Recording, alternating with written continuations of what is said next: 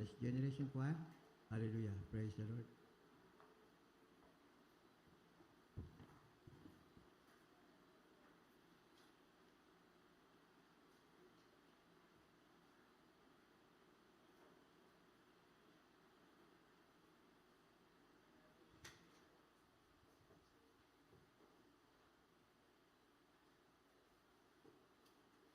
At pagsamba ay para sa ating pinakamamahal na Panginoong Hesus po lamang. Dubling paggalang po sa pag-espiritu at patuloy na pag-alaala sa mga ginintuang turo at aral ng ating dearly beloved Honorable Pastor Weldy Estrada Almeida at beloved Honorable Assistant Pastor Lina C. Almeida. Greetings to all beloved Almeida family. Sa lahat ng beloved preachers, beloved workers, and beloved brethren, magandang hapon po sa inyong lahat. Hallelujah. Maraming salamat po sa pagkakataong ito na minsan mo pang mapasalamatan ng ating pinakamamahal ng Jesus. Na-save po ako 1984. May krusada po sa Luneta that time. Alam niyo mga minamahal, binago po ang aking buhay. Dati po, wala po akong kabanalan. Ang aking beloved husband po ay marami din pong bisyo. Andyan po sa kanya lahat. Salamat sa mahal Pinoon. Mula kami ay tumanggap sa kanya at nagpabautismo sa pangalan ni Jesus. Binago po ang aming buhay. Hallelujah. Mga minamahal, ang mahal na Panginoon talaga po nag-iingat. Minsan po may gawain po tayo sa Amihan Garden. December din po yun. Pag-uwi ko po, pagkatapos po ng ating banal na gawain, pag-uwi ko po, sinundan po ako ng 3 adik. Alam niyo mga minamahal, hindi ko naman po alam na ako po ang pakay nila. Ang mga minamahal, hanggat naabutan po nila ako, hinawakan ng aking kamay. Ang isa nakahawak din po sa bibig ko. At ang isa po ay look out. Alam niyo mga minamahal, wala po akong ibang binabanggit kundi hallelujah, praise the Lord, hallelujah, praise the Lord. Hanggang sa nalaglag po ang aking Bible dahil iyon lang po ang bit-bit ko, time na yun. Mga minamahal, nung nalaglag po yung Bible ko, nabukas po yun at nakita po nila yung ating lip list.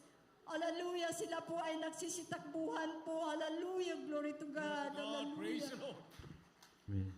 At nagpapasalamat pa ako sa pagkataong ito ay pagkakataong yun dahil nga po time na yun ay marami na pong nire-rape doon sa lugar na yun. Mga minamahal, pasalamat din po sa ating pinakamamahal na Panginoon Jesus dahil po minsan din po galing kami sa gawain natin sa Luneta. Kami po ay lahat po na mag-anak.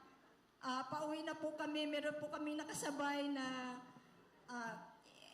siguro po hold upper yun dahil lahat po kami, isang hilera po mga kapatiran, ngunit sa kabila po, meron pong hindi kapatiran.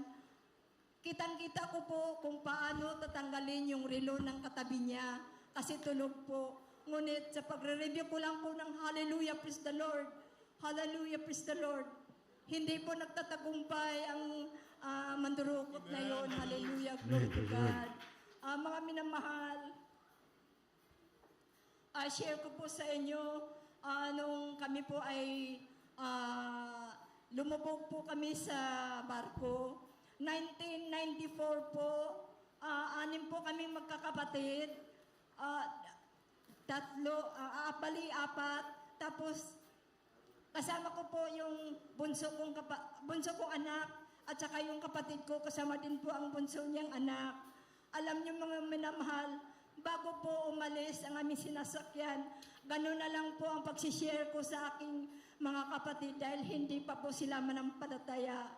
Alam niyo mga minamahal, hindi ko po akalain na mangyayari doon sa sinasakyan namin na ito ay babanggain ng isang oil tanker. Hallelujah. Mga minamahal, habang nandiyan na kami sa dagat, bigla naman pong may kumalabog. Ang sabi po ng crew, huwag po kayo ikang mabahala, binangga tayo. Ganun na lang po ang kaba ko dahil po, ang pwesto po namin ay nasa pinakaibaba. Wala po kami makitang bintana kundi tubig dagat. Alam niyo mga minamahal, sabi ng, doon na nanalangin na po ako, sabi ko, mahal Panginoon, ano mang mangyari, huwag mo kami pababayaan. Ngayon nagkagulo na po ang lahat na pasahero, ang mga kapatid ko, ang sabi niya, akyat na tayo. So nagkagulo po sa hagdanan. Sila po nakakuha sila ng life jacket, pero ako po wala. Ako po ang pinakahuli na umakyat, hallelujah, kasama ko yung aking bunso, hallelujah. The time yung bunso ko is 4 years old pa lang po. Alam niyo mga minamahalang habang kami umaakyat, unti-unti na pong tumatagilid ang barko. Hallelujah. Mga minamahal, sabi ng kuya ko, bilisan mo. Sabi ko, mahal Panginoon, kahabagan mo po kami, iingatan mo po kami, hanggat kami po ay nakarating po sa 3rd floor. Alam niyo po mga minamahal, pagkadating po namin sa 3rd floor, namatay na po ang ilaw. Hallelujah. At kunti na lang po, lulubog na rin po yung barko. Alam niyo po, may dala po akong bag. Tinapon ko po yun. Hawak ko po yung anak ko. Tapos yung isang kamay po nakataas. Sabi ko, mahal Panginoon, ano mang mangyari sa amin, iligtas mo po kami. Huwag mo po kaming pababayaan. At hallelujah, dalangin ko sa mahal Panginoon kung ano mang mangyari sa amin. Ako at ang anak ko ay huwag paghihiwalayin. Iyon ang papadalangin ko sa mahal Pinoon. Sa unang dalangin ng ating beloved honorable pastor. Alam niyo mga minamahal, ganun na po. Lumubog na nga po yung barko. Hindi ko po akalain na, ang sabi po ng anak ko, Mama, lulubog na tayo. Sabi ko, huwag kang mabahala, anak. Sabi ko nang ganun. Alam niyo mga minamahal, nasa tubig na po kami. Ramdam ko po na hindi naman po ako totally na lumubog kasi parang hanggang dito lang po ang tubig. Hallelujah. Siguro po mga ilang minuto yun. Hallelujah. Ngayon nakita po ako ng aking mga kapatid na nakasakay na po sa isang rubber boat. Ang sabi ng pamangkin ko, Tito, andoon po sila mama. Andun po sila, nakita ko. Ngayon, nilapitan po nila kami. Tapos, ayun, isinampon na po kami sa rubber boat. Hallelujah. Hallelujah. Mga minamahal, kung hindi ako naglilingkod sa mahal Panginoon, nasaan na kaya ako ngayon? Hallelujah. Amen. Maraming salamat, mahal Panginoon. Hallelujah. Sa paggabay, sa pag-iingat mo sa amin, hallelujah. Alam niyo mga minamahal, hindi nakalipat nga po kami doon sa oil tanker na nakabangga sa amin. Hallelujah. Mga minamahal, ang anak po ng bunso kong kapatid, nawalay po sa kanya. Dahil nang lumubog ang barko, napitiwan po niya yung anak niyang babae. Ang sabi niya sa akin, Ate, napitiwan ko si Lourdes. Sabi ko, huwag kang mag-alala. Iingatan niyo ng mahal Panginoon. Amen. Alam niyo mga minamahalang, gano'n na nga po ang nangyari. Nakasampa na nga po kami doon sa nakabangga sa amin. Ngayon, marami naman pong mga pasahero na liligtas dahil nga po yung iba ay naagapan po. Alam niyo mga minamahal, kaiikot na aking mga kapatid. Dahil nga po nagbaka sakali na makita yung bata na yun kung sino mang nakapulot. Maya-maya may tumawag, sabi ng ganun, Tito.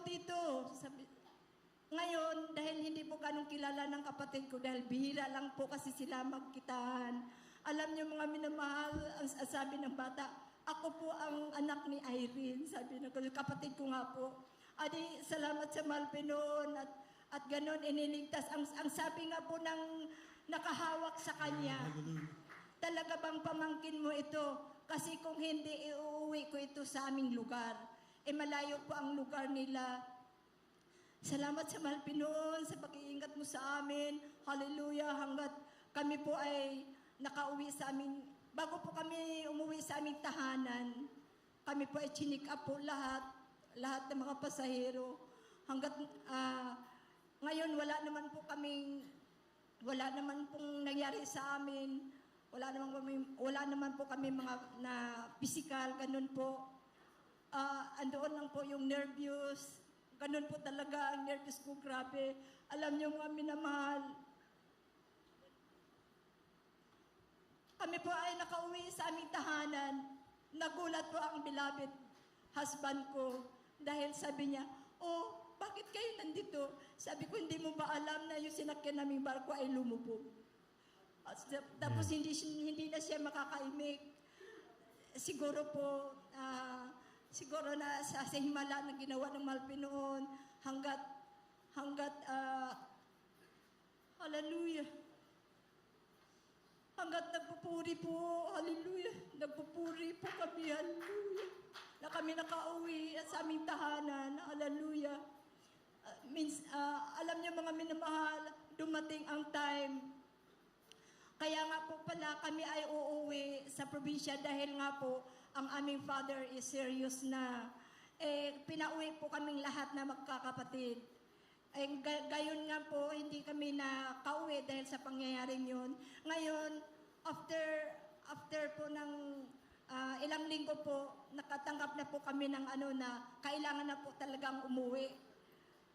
Ngayon, andoon na yung nervous ko. Ang sabi ko, hindi ako uuwi. Kasi ang nervous ko, makakita ako ng tubig, makakita ako ng ilog, makakarinig ako ng motor. Andoon, natatakot na ako. Ngunit kalooban ng mahal Pinoon, ang sabi ko, mahal Pinoon, kung kalooban na ako'y makauwing muli, alisin niyo po ang nervyos na naramdaman ko. Purihin ang mahal Pinoon. Totoo ang mahal Panginoon. Hallelujah, hallelujah, hallelujah. Inalis po ang aking nervyos. Hallelujah. Nagpapasalamat din po ako sa mahal na Panginoong Hesus dahil sa mga biyaya, mga pagpapala na pinakalob niya sa amin, sa pag-iingat, sa aking anak na minsan pa ay nadisgrasya sila, nagde-deliver. Ang driver po nila ay naipit po. Ngunit siya po ay iniingatan. Purihin ka, mahal Panginoon. Hallelujah. Hanggang dito na lang po mga minamahal. Marami pa po akong mga pagpapala, mga pag-iingat. Ngunit kulang po ang ating oras.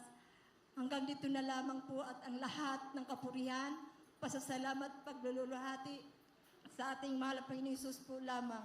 Hallelujah! Glory to God! Hallelujah! Amen. Praise the Lord. Purihin po ang ating mahal na Panginoon. And God bless you po, beloved Sister Bri.